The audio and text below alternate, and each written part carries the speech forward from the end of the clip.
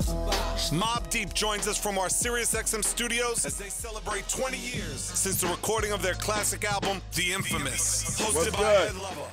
20 years of the recording of The Infamous. What's the first thing that comes to mind?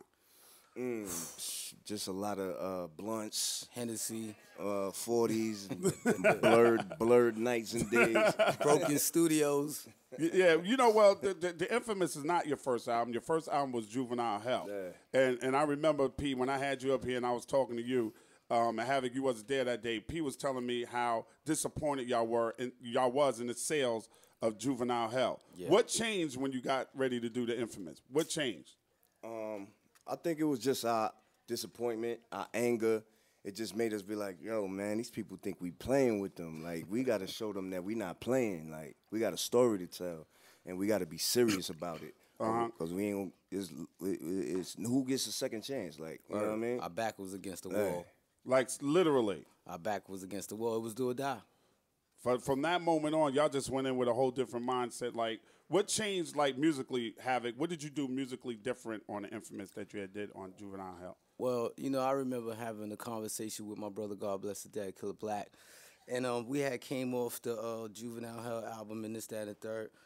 And my brother said to me, he said, yo, man, you really got to give the streets what they want. Like, you really just got to go and do you. Don't listen to record companies, no nothing like that. And he was younger than me, but I took that into consideration and just really just went all out. You know what I mean? Had y'all listened to record companies when y'all were doing Juvenile Hell? No. No? Nah. We actually just did the album and handed it in.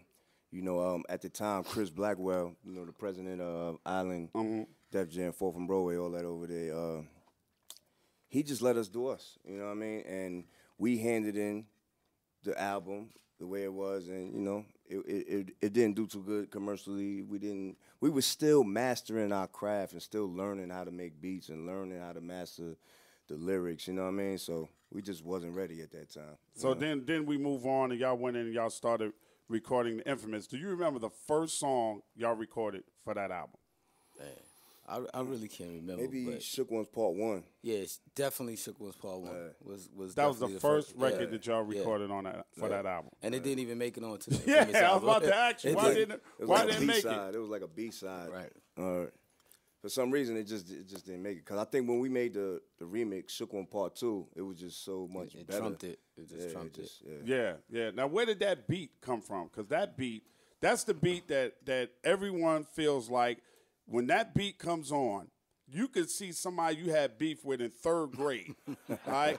And you going to whoop that person's ass. That beat just put you in the mood like, yo, I'm really about to fuck some shit up right now.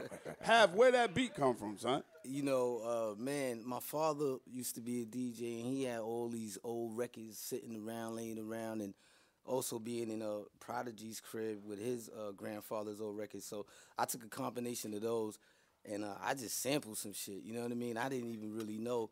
And as of recently, I only recently found out what I had sampled, you know what I mean? You don't even remember what you sampled? I didn't even remember what it was that I had sampled. Now, is it true that you was about to throw that beat away? I mean, kind of, sort of, though, you know what I mean? Because I used to be zoning out in my crib and just making beats and saying, nah, man, fuck that beat, whatever, and just cut it off. But then, you know, the homies came in the crib. They was like, nigga, you crazy? Don't erase this. I was like, this shit is dope. P came, listen to it. They about to kill me. Had been mad nonchalant. Like, we walked in the crib. He was like, we like, yo, what's this? He was like, nah, it ain't nothing. I'm about to work on the new one and erase this one. We like, no, don't erase that. Don't erase that. Don't erase that. Hell no.